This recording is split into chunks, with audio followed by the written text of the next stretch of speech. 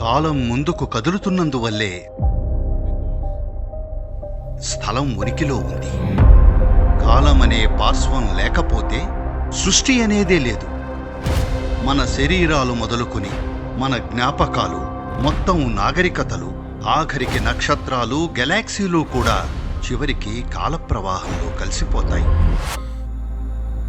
ఈ సంపూర్ణ నిశ్చలత్వం నుండి ఆ మొదటి కంపనంతో పరమశూన్యం అనంతంగా మారింది. కాల అంటే కాలం, ఇంకా స్థలం కూడా. కాలం ఉద్భవించినప్పుడు కొలవగలిగే స్థలం కూడా దానితో పాటు ఉనికిలోకొస్తుంది. ఇది ఇంకా భౌతిక విశ్వం కాదు. భై అంటే భయంకరమైన కాలభైరవుడు, అన్నింటినీ దహించివేసే మూలశక్తి. ఆయన్ని ఆపగలిగేది ఏదీ లేదు. రవా అంటే ఒక గర్జన, వరుసగా వచ్చే పెనుధ్వనులే ఒక గర్జన. మరి ఈ ఆదిమ కంపనానికి కారణమేమిటి? మన పుట్టుక ఇంకా ఉనికి కూడా ఈ చక్రాల వల్లే రూపుదిద్దుకుంటాయి. మహాకాలం తనను వ్యక్తపరుచుకున్నప్పుడు ఈ చక్రీయ కదలికల కాలం తుడిచిపెట్టుకుపోతుంది. మీరు కాలగమనానికి అతీతమైన మహాకాలాన్ని అనుభూతి చెందగలరు. అందుకు సుముఖంగా ఉన్నారా?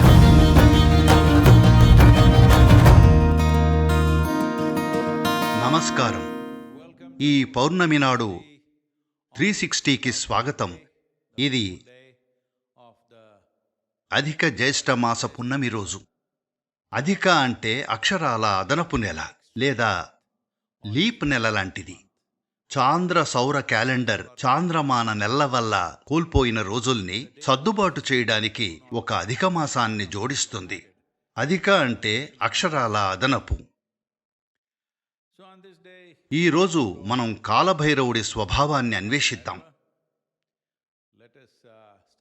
స్థాపన కోసం మేము చేసిన కాలభైరవ అష్టకంతో మొదలు పెడదాం. కాలకాలం మహాకాలం భూతనాథం భైరవం రుద్రరుద్రం మహారౌద్రం ఉగ్రరూపం భైరవం దేవదేవం మహాదేవం క్షేత్రపాలం భైరవం మహారూపం మహాయోగం కాలభైరవం ఈశానమీడే.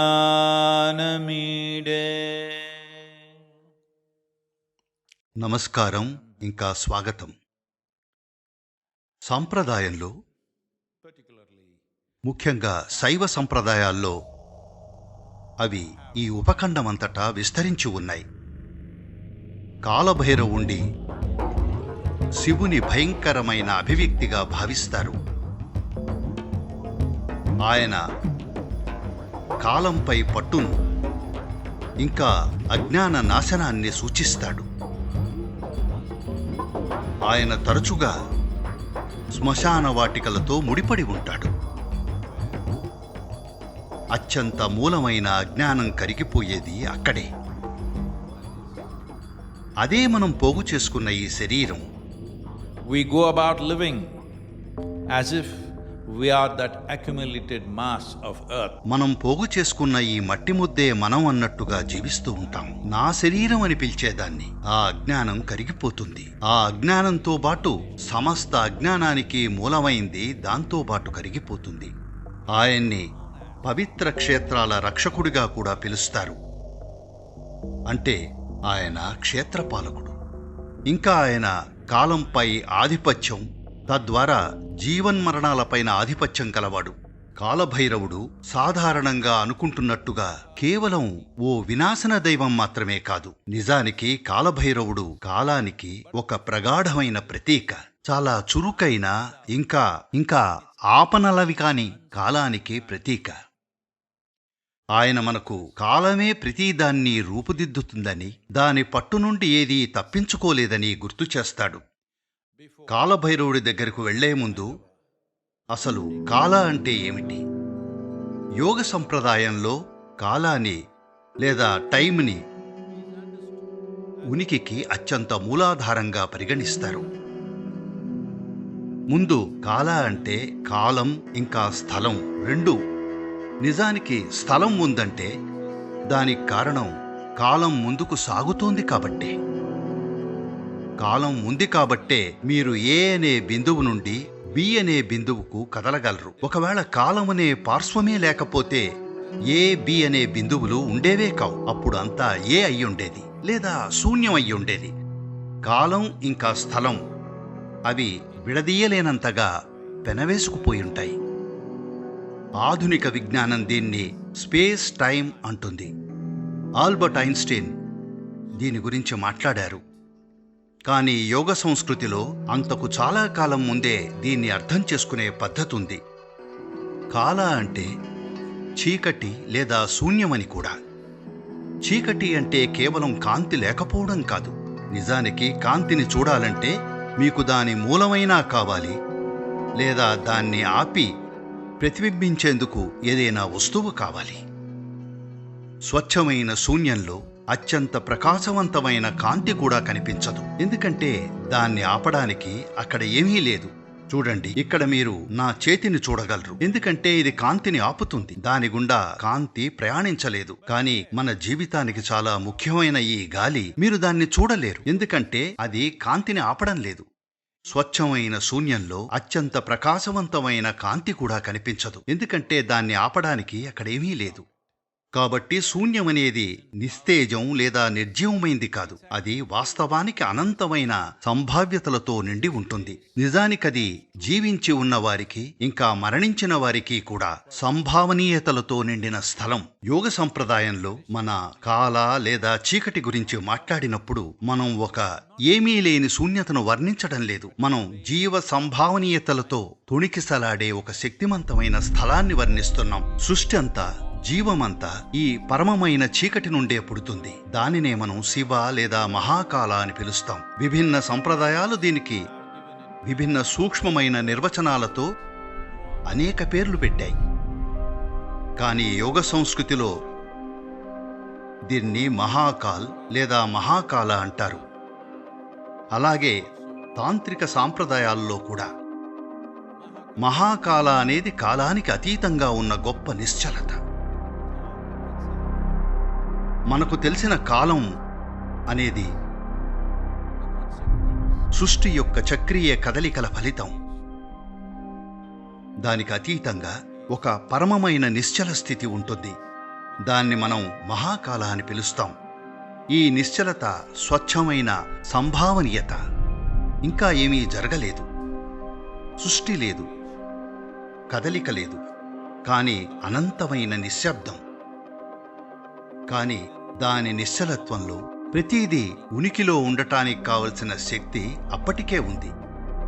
అప్పుడు ఈ సంపూర్ణ నిశ్చలత్వం నుండి ఒక ప్రకంపన పుడుతుంది. దీన్ని యోగశాస్త్రాలు స్పంద అంటాయి. As spanda happens, the first pulsation within this boundless consciousness that makes creation possible. సృష్టిని సాధ్యం చేసే ఈ అనంతమైన చైతన్యంలో పుట్టే మొదటి స్పందనదే. అది భౌతికమైన కదలిక కాదు, ఓ సూక్ష్మమైన కదలిక. సృష్టి యొక్క భౌతిక పార్శ్వాలు వ్యక్తమయ్యే సంభావ్యతను పుట్టించే కదలిక. మరి మొదటి ప్రతిధ్వనికి లేదా స్పందనకి కారణమేమిటి? చైతన్యపు సహజ స్వభావంలోనే ఒక చిన్న నిరంతర కోరిక ఉంది. అది సృష్టిగా రూపం దాల్చాలని లేదా ప్రకటించుకోవాలని కోరుకుంటుంది. సృష్టికి మూలం తన్ను తాను సృష్టించుకోవాలని తపిస్తుంది. లక్షల కోట్ల విభిన్న రూపాల్లో రూపం దాల్చాలని కోరుకుంటుంది. ఆ నిశ్చలత్వంలో రూపుదిద్దుకోవాలనే తపన ఉంటుంది. ఇంకా స్పంద అనేది మొదటి ఆవిర్భావం లేదా ఆవిర్భావానికి ప్రేరణ. ఒక్కసారి స్పంద జరిగితే ఒక క్రమం మొదలవుతుంది. ఈ క్రమమే కాలం లేదా కాల. ఈ కోరిక నిశ్చలత్వం నుండి సృష్టి వైపు కదిలినప్పుడు పుట్టే పార్శ్వమే కాల. కాల పుట్టగానే దాంతోబాటు కొలవగలిగే స్థలం కూడా పుడుతుంది. ఇది ఇంకా భౌతిక విశ్వం కాదు, కానీ ఇది భౌతికతను సాధ్యం చేసే పునాది. ఒకే క్షేత్రంగా స్థల కాలాలు ఒకే నాణానికి రెండు వైపుల్లాంటివి. రెండూ కూడా మనం స్పంద అంటున్న అదే ఆదిమ కంపం నుండి పుడతాయి.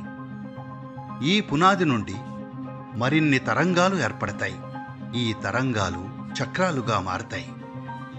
ఈ చక్రాలే క్రమంగా చివరికి అన్ని భౌతిక వస్తువులకు రూపాన్నిస్తాయి. అతి సూక్ష్మమైన కణాల నుండి, అణువుల నిర్మాణం నుండి, నక్షత్రాలు, గెలాక్సీల పుట్టుక నుండి ఆఖరికి జీవాన్ని శాసించే లయబద్ధతలకు సైతం రూపాన్నిస్తాయి. ప్రాథమికంగా భౌతిక ప్రపంచం అనేది ఆ మొదటి స్పందన వల్ల కలిగే చక్రీయ గమనం యొక్క ఫలితమే. మన పుట్టుక ఇంకా ఉనికి ఈ చక్రాలచే రూపుదిద్దుకున్నాయి. అవి మన శరీరంలోని చక్రాలైనా, రోజులు ఋతువుల చక్రాలైనా, లేదా ప్రకృతి అంతటా కదిలే చక్రాలైనా సరే, మనం చూసే, తాకే, అనుభూతి చెందే ప్రతీదీ, అది అణువైన ఖగోళమైన ఈ చక్రాల యొక్క గొప్ప ఆవిష్కరణలో భాగమే. ఇవన్నీ ఆ తొలి నిశ్చలత్వం నుండి స్పంద రూపంలో ఈ చైతన్యం చేసే మొదటి సూక్ష్మమైన కదలిక నుండి పుట్టాయి. సాధారణంగా కాలభైరవుణ్ణి కాలానికి ప్రతిరూపంగా చూస్తారు. అత్యంత చురుకైన, ఇంకా నిరోధించలేని రూపంలో ఉన్న కాలానికి ప్రతిరూపంగా ఆయన కదులుతున్న కాలాన్ని సూచిస్తాడు. మానవ అనుభవంలో అదే నిజానికి జీవం. ప్రతిదాన్ని ముందుకు నడిపి చివరికి అన్ని రూపాలనూ కరిగించే శక్తి. కాలభైరవ ఈ పదానికి అర్థం చూస్తే, కాల అంటే సమయం, కాల అంటే మనం ముందే చెప్పుకున్నట్టు శూన్యం లేదా స్థలం అని కూడా.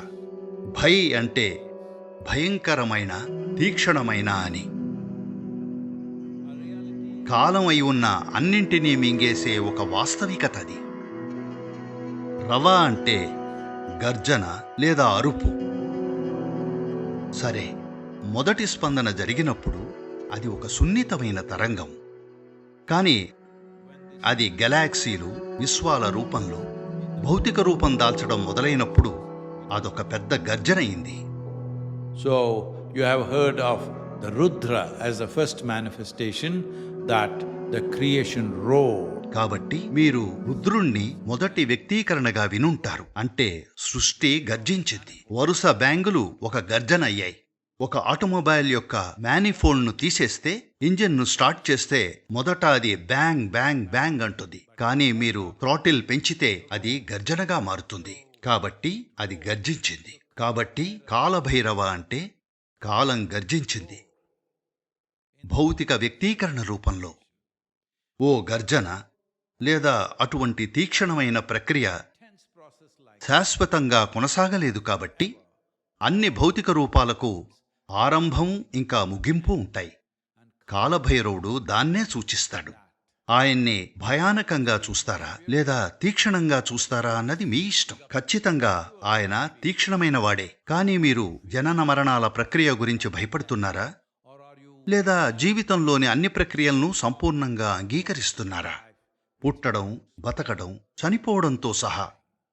సరే, ఈరోజు మీరు వార్తల్లో చూసే ఉంటారు, బెంగళూరులోని ఒక కంపెనీలో భారతదేశం తయారు చేసిన కొత్త ఏఐ ఆధారిత పోరాట డ్రోన్కు కాలభైరవ అని పేరు పెట్టారు.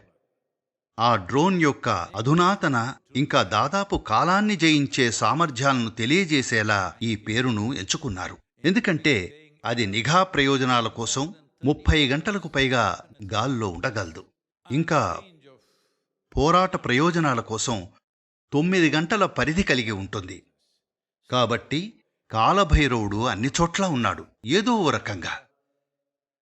కాలభైరవుడితో మీకున్న సంబంధం కాలం అనే క్రూరమైన చక్రాన్ని లేదా తిరగల్ని ఎలాగో అలా ధిక్కరించడానికే. నేను దాటవేయడానికి లేదా ధిక్కరించడానికి అన్నప్పుడు మీరు కాలానికి అతీతంగా వెళ్తారని చెప్పట్లేదు. మీరు కాలచక్రాలను స్వారీ చేయడం నేర్చుకుంటారు. కాలచక్రాలను స్వారీ చేస్తే జీవితం ఒక స్వారీ అవుతుంది. మీరు కాలచక్రాలను స్వారీ చేయడం నేర్చుకోకపోతే అవే కాలచక్రాలు మనల్ని రోజూ నలగ్గొట్టగలవు. కాలభైరవుడు సూచించే కాలం అది అన్నింటినీ మింగివేసే మూలశక్తి. అందుకే ప్రజలు దాన్ని భయంకరమైనదిగా వర్ణిస్తారు. మన శరీరాల నుండి మన జ్ఞాపకాలు, మొత్తం నాగరికతలు, ఆఖరికి నక్షత్రాలు, గెలాక్సీలు కూడా అన్నీ చివరికి కాలప్రవాహంలో కరిగిపోతాయి. ఏ సృష్టి, ఏ నిర్మాణం, ఏ గుర్తింపు అన్నింటినీ కబళించే ఈ కదిలే కాలశక్తి ముందు శాశ్వతంగా నిలబడలేదు. కాలభైరవుడు ఈ తీరులో ఉంటాడు. పాజ్ బటన్లు గాని రివైండ్ గాని ఉండవు. ఆయన ముందుకు సాగిపోతాడు. ఆయనే సృష్టిని సాధ్యం చేసే శక్తి, దాన్ని నిలబెట్టే శక్తి, ఇంకా చివరికి దానికి ముగింపు పలికే శక్తి. యోగశాస్త్రాలలో ఇది కేవలం నాశనానికి సంబంధించింది కాదు. ఇది సాక్షాత్తు పుట్టడం మరియు కరిగిపోవడం అనే ఆ ప్రక్రియ. మహాకాల అంటే అతీతమైన కాలం. తన్ను తాను వ్యక్తం చేసుకున్నప్పుడు ఈ కదిలే కాలం, ఈ చక్రీయ కదలికల కాలం తుడిచిపెట్టుకుపోతుంది. మానవుడిగా ఉండటంలోని ప్రత్యేక భాగ్యం ఇదే. మీరు సుముఖంగా ఉంటే ఇక్కడుండే ఈ భౌతిక శరీరంలో ఉంటూనే కాలభైరవ ప్రక్రియలో ఉన్న లేదా చక్రీయ కాలప్రవాహంలో ఉన్న భౌతిక శరీరంలో ఉంటూనే కాలప్రవాహానికి అతీతమైన మహాకాలాన్ని అనుభూతి చెందే సామర్థ్యం మీకుంది. ఈ మహాకాల అనేది ప్రతి ఒక్కరూ తెలియకుండానే వెతుకుతున్నది ఇదే. ఒక గాఢమైన నిశ్చల స్థితి. అది శరీరానికి అతీతమైన, మనసుకు అతీతమైన, సృష్టి మొత్తానికి అతీతమైన స్థితి. ఒక విధంగా దాన్ని దేవుడనొచ్చు, దాన్ని శివుడనొచ్చు, మహాకాల అనొచ్చు, సంపూర్ణ నిశ్చలత్వమనొచ్చు. కాని ఈ నిశ్చలత్వపు ఒడిలోనే, ఈ మహాకాల ఒడిలోనే సృష్టి అంతా పుట్టింది, మీరు నేనుతో సహా. కాని మనం ఆ ఒడిని అనుభూతి చెందగలం. మనం ఆ ఒడితో ఏకం కాగలం. మన శరీరాలు, మనసులు, ఇంకా మనం జీవిత ప్రక్రియలుగా అనుభవించే ప్రతీదీ కాలభైరవుని నియమాలకు లోబడి ఉన్నప్పటికీ ఆ ఒడిని అనుభూతి చెందగలం. కాబట్టి స్థలకాలాల ప్రవాహాన్ని దాటి చూడటానికి, సృష్టి యొక్క నిరంతర చలనాన్ని దాటి సృష్టి మూలాన్ని చూడటానికి లేదా మహాకాలాన్ని రుచి చూడటానికి ఏం అవసరమంటే వైరాగ్య. వైరాగ్య అనే పదానికి అర్థం రాగ్య లేదా రాగ అంటే రంగు. వై అంటే రంగుకు అతీతం. మరో మాటలో చెప్పాలంటే మీరు పారదర్శకంగా మారితే, అంటే మీ శరీరం, మనసుతో మీకున్న గుర్తింపులు కరిగిపోతే మీకు ఇంకా శరీరం, మనసు ఉంటాయి. కానీ మీ గుర్తింపు కరిగిపోతే అప్పుడు మీరు పారదర్శకంగా మారతారు. ఈ పారదర్శకతలో మీరు కాలభైరవుని నాట్యానికి అతీతంగా చూడగలరు.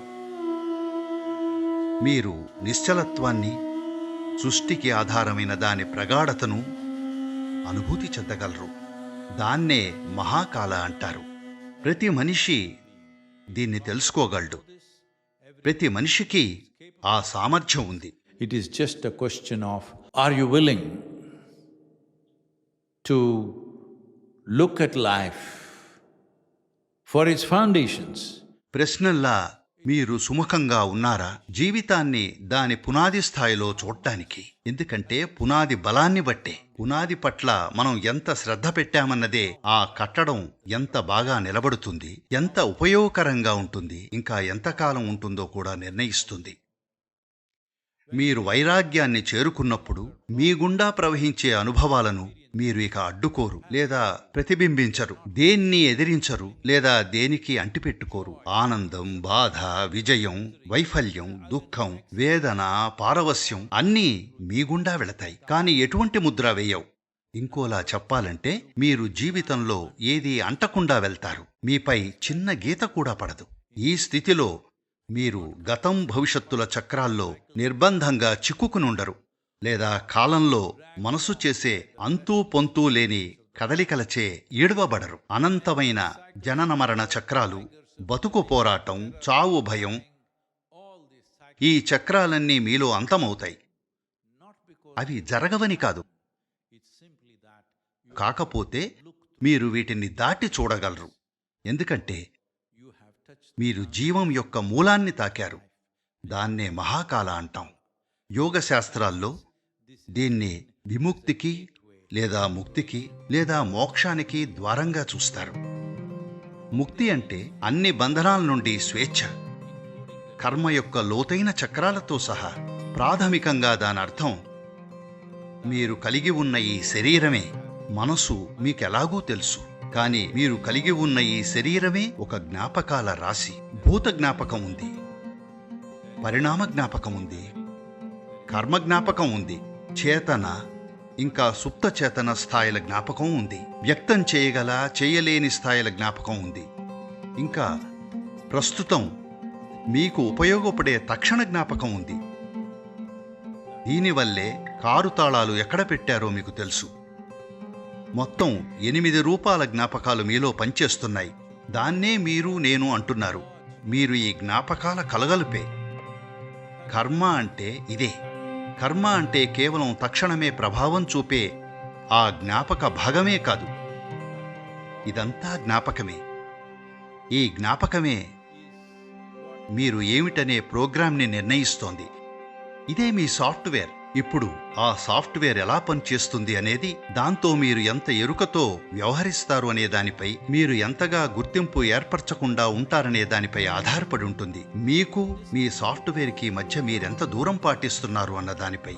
మీ శరీరం ఒక రకం సాఫ్ట్వేర్, మీ మనసు, మనోభావాలు మరో రకం సాఫ్ట్వేర్, మీ శక్తి ప్రవర్తన ఇంకో రకం సాఫ్ట్వేర్. ఇవన్నీ వివిధ ప్రోగ్రామింగ్ పొరలన్నీ కలిసి మీరు నేను అని పిలిచేదానిలా చేస్తాయి. కానీ మీరు వైరాగ్యాన్ని పెంపొందించుకుంటే, అంటే మీలో మీరు కలిగి ఉన్న జ్ఞాపక శరీరాలతో మీరు పాటించే దూరం వల్ల ఒక రకమైన పారదర్శకతను పెంపొందించుకుంటే, ఇప్పుడు కాలాన్ని మనం కాలభైరవ అని పిలిచే గమనానికి అతీతంగా అనుభూతి చెందగల మీ సామర్థ్యం, ఇంకా కాలాన్ని మహాకాలగా నిశ్చల కాలంగా తెలుసుకునే సామర్థ్యం. యోగ సంప్రదాయంలో కాలం స్వభావాన్ని, అది రూపుదిద్దుకునే విధానాన్ని, ఇంకా దేశకాలాల్లో సృష్టి జరిగే తీరును వివరించడానికి అద్భుతమైన కథలున్నాయి. అలాంటి ఒక అందమైన కథే మార్కండేయుడి కథ. ఈ కథ ఒక మనిషి తన భౌతిక శరీర పరిమితులను, భౌతిక ప్రపంచాన్ని, ఇంకా మనం కాలభైరవ అని పిలిచే కాలగమన ప్రక్రియను అధిగమించే అవకాశాన్ని సూచిస్తుంది. మార్కండేయుడు పుట్టకముందు అతని తల్లిదండ్రులు ఎంపిక చేసుకోవాల్సి వచ్చింది. ఒక ఋషి ఆశీర్వచనంలో వారికి ఈ ఎంపిక ఇవ్వబడింది. సాధారణంగా ఉండే ఒక సాదాసీదా కొడుకుని ఎంచుకోవచ్చు, అయితే తను 100 ఏళ్లు బతుకుతాడు, లేదా ఒక ప్రకాశవంతమైన తేజస్సు గల బిడ్డను ఎంచుకోవచ్చు, కానీ ఇతను 16 ఏళ్లు మాత్రమే బతుకుతాడు. ఆ తెలివైన దంపతులు రెండో ఎంపికను ఎంచుకున్నారు. వాళ్ళు ఒక ప్రకాశవంతమైన తేజస్సుతో నిండిన బిడ్డను కోరుకున్నారు. తను ఉండేది 16 ఏళ్లే అయినా సరే. వారికి ఒక ప్రకాశవంతమైన అసాధారణ శిశువు జన్మించాడు. ఆ తేజోమయిని సాంగత్యాన్ని ఆస్వాదించడంలో వాళ్లకు 15 ఏళ్ళు 15 రోజుల్లా గడిచిపోయాయి. అతని ఆయుష్షు ముగింపు దశకు వస్తూ ఉండగా తాను 15 ఏళ్లు దాటాడు. తల్లిదండ్రులకు ఆందోళన పెరిగింది. అంతులేని రేపటి రోజులున్నాయనే భ్రమలో పడిపోయే చాలామంది తల్లిదండ్రుల్లా కాకుండా వాళ్లకు ఖచ్చితంగా తెలుసు తమ సొంత బిడ్డకు ఎప్పుడు వీడ్కోలు చెప్పాలో. ఏ తల్లిదండ్రులు పడకూడని యాతన ఇది. పుట్టిన ప్రతి బిడ్డకి ఒక గడువు తేదీ ఉంటుంది. విషయం ఏమిటంటే మనలో చాలామందికి మన పిల్లల గడువు తేదీ తెలీదు. కానీ వాళ్లకు తెలుసు. ఆ తేదీ దగ్గర పడుతూ ఉండగా వాళ్ళు చివరికి మార్కండేయుడికి అతని ఆయుష్ గురించి చెప్పారు. తను 16 ఏళ్లు పూర్తి చేసుకున్నప్పుడు అది ముగుస్తుందన్న నిజాన్ని చెప్పారు. Markandeya, wise beyond his years, understood what was coming. వయసుకి మించిన జ్ఞానైన మార్కండేయుడు జరగబోయేది అర్థం చేసుకున్నాడు. మృత్యు అతన్ని సమీపించి తనను తీసుకెళ్లడానికి వచ్చినప్పుడు మార్కండేయుడు ఒక సాహసోపేతమైన అడుగు వేశాడు. వెళ్లి శక్తివంతంగా ప్రాణప్రతిష్ఠ చేసిన లింగాన్ని కౌగిలించుకున్నాడు. ప్రత్యేకించి అది కాలభైరవుడిగా ప్రతిష్ఠ చేసిన శివుని రూపం. అతను లింగాన్ని కౌగిలించుకున్న మరుక్షణం కాలం నిలిచిపోయింది. మృత్యు అతన్ని తాకలేకపోయింది. మార్కండేయుడు తను ఇక కాలానికి ఏమాత్రం బద్ధుడు కాని ఒక పార్శ్వాన్ని యాక్సెస్ చేశాడు. ఆ కథ తను ఎప్పటికీ 15 ఏళ్లవాడిగానే మిగిలిపోయాడని చెప్తుంది. ఎప్పటికీ 16 ఏళ్లు రాలేదు. ఎందుకంటే అతను మనం మహాకాల అనే ఆ చైతన్యాన్ని అందుకోగలిగాడు. ఈ కథ ఒక యోగికుండే శక్తిని సూచిస్తుంది. భౌతిక శరీరం ఇంకా భౌతిక ప్రపంచం యొక్క పరిమితులను దాటగల శక్తిని సూచిస్తుంది. కొన్ని ప్రాంతీయ ఇంకా కొన్ని మౌఖిక సంప్రదాయాల్లో, ముఖ్యంగా భారత ఉపఖండంలోని దక్షిణపు రాష్ట్రమైన తమిళనాడులోని సంప్రదాయాల్లో, అలాగే స్కంద పురాణంలో కూడా ఇలా ప్రస్తావించారు. ప్రత్యేకించి అది భైరవుని 8వ అవతారం అంటారు. ఆయనే కాలసంహారమూర్తి. ఆయనే మార్కండేయుణ్ణి ఆశీర్వదించి అమరత్వాన్నిచ్చారని అంటారు. అష్టభైరవుల్లో శివుని 8 స్వరూపాల్లో లేదా భైరవుని 8 స్వరూపాల్లో చివరి రూపం అది. కాలసంహార భైరవుడు అంటే కాలాన్ని నాశనం చేసే భైరవుడు. ఆయన భ్రమలను ఇంకా అజ్ఞానాన్ని నాశనం చేయడంతో సంబంధం కలిగి ఉంటాడు. నేను వేరు అనే భ్రమను ఇంకా నేను అనే భ్రమను, ఇవే అన్ని బాధలకు మూల కారణం. ఇంకా దైవం నుండి వేరుగా ఉన్నామనిపించడానికి కారణం. మనం జ్ఞానోదయం లేదా సాక్షాత్కారం అని పిలుస్తున్నది ఈ భ్రమ పటాపంచలవడాన్నే. జ్ఞానోదయం అంటే ఏదో సాధించడం కాదు, ఏదో విజయం కాదు, ఎక్కడికో వెళ్ళడం కాదు. అదొక సాక్షాత్కారం. మీ ఉనికి స్వభావాన్ని మీరు గ్రహించారు. ఆ వేర్పాటు భావన మీరు దాన్ని ఆస్వాదించుండొచ్చు లేదా బాధపడి ఉండొచ్చు. కానీ అది మీరు సృష్టించుకున్న భ్రమ అని గ్రహించారు. మార్కండేయుణ్ణి శేషంగా చూస్తారు. శేష అనే పదానికి అక్షరాల మిగిలినది అని అర్థం. అంకగణితం లేదా గణితంలో మీకు తెలుసు కదా, 17ని 5తో భాగిస్తే 3 5లు 15 అవుతుంది. 2 మిగులుతుంది. అదే శేషం. కాబట్టి సృష్టి ఇంకా లయం ప్రక్రియలో ప్రతి లయం తర్వాత కొంత సమాచారం లేదా జ్ఞాపకం శేషంగా మిగులుతుంది. అది తదుపరి సృష్టి ఏర్పడ్డానికి సహాయపడుతుంది. తదుపరి సృష్టి ఈ శేషం నుండే జరుగుతుంది. Markandeya is seen as that remainder. మార్కండేయుణ్ణి ఆ శేషంగా చూస్తారు. అదే మనం నివసిస్తున్న ఈ విశ్వాన్ని మరోసారి సృష్టించింది. ఇలా 84 సార్లు జరిగింది. ఇది 84వసారి. ఆయనకు రుణపడున్నాం. ఎందుకంటే మార్కండేయుడు పూర్వ సృష్టి నుండి ఆ జ్ఞాపకాన్ని లేదా జ్ఞాపకాల ముద్రలను తనతో పాటు తీసుకొచ్చాడు. మార్కండేయుడు పూర్వ సృష్టి నుండి ఆ జ్ఞాపకాల ముద్రల శేషంగా మన దగ్గరకు రావడం అనేది కాలగమనం ఇంకా ఈరోజు మనం ఉన్న సృష్టి నిర్మాణం అనే ప్రయోజనాల్ని కల్పించింది. కాబట్టి యోగ సంప్రదాయంలో మార్కండేయుడికి ఎంతో గౌరవం ఇస్తారు. ఎందుకంటే అతను మునుపటి విశ్వాల నుండి లేదా మనకు తెలిసిన మునుపటి సృష్టుల నుండి శేషాన్ని తెచ్చాడు. ఈ ఎపిసోడ్ అనంతకాలం పాటు సాగకూడదు కాబట్టి బహుశా వచ్చే పౌర్ణమి నాడు మనం దీని గురించి మాట్లాడుకుందాం. అసలు కాలభైరవ దైవం అంటే ఏమిటి? ఈశాలో మేము దాన్ని ఎలా వ్యక్తపరుస్తున్నాం?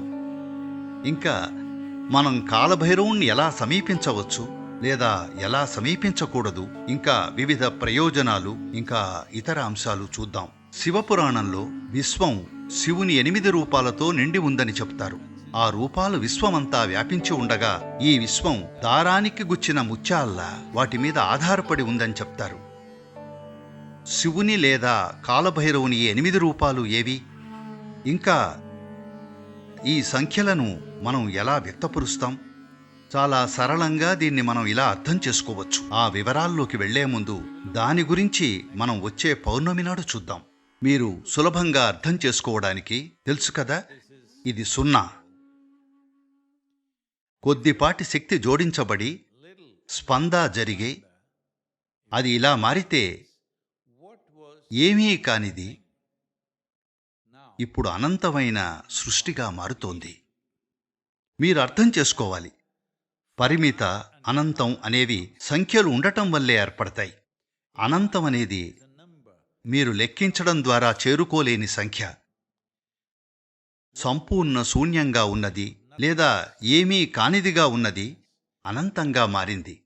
అనంతానికి ప్రపంచవ్యాప్తంగా చిహ్నం ఇదని మీకు తెలుసు, ఎందుకంటే ఇది ప్రాచీన భారత్ నుండి వచ్చిన సంఖ్యా వ్యవస్థ నుండి వచ్చింది. కాబట్టి ఈ అనంతమైన సృష్టి సరి అయిన భౌతిక రూపాన్ని తీసుకున్నప్పుడు మనం కాలభైరవుడిగా పిలుస్తున్న దానికి అందుబాటులోకి వస్తుంది. అది ఇలా తిరిగి 8గా మారుతుంది. భైరవుని 8 రూపాలు. ఎందుకంటే ఈ 8 అదే రూపం. ఏదైతే ఏమి కానిదో స్పంద అనే శక్తి కలయికతో అది అనంతంగా మారింది. ఆపై భౌతిక రూపంగా నిలబడింది. మనం కాలభైరవుడిగా పిలిచే శక్తులకు ఆ 8 రూపాల ప్రభావానికి పూర్తిగా లోబడి ఉంటుంది. ఇదంతా మనం రాబోయే పౌర్ణమిన తెలుసుకుందాం. అది జ్యేష్ఠ పౌర్ణమి. అప్పటి వరకు నమస్కారం. దేవరాజ సేవ్యమాన పావనాంగ్రి పంకజం వ్యాలయజ్ఞ సూత్రమిందు శేఖరం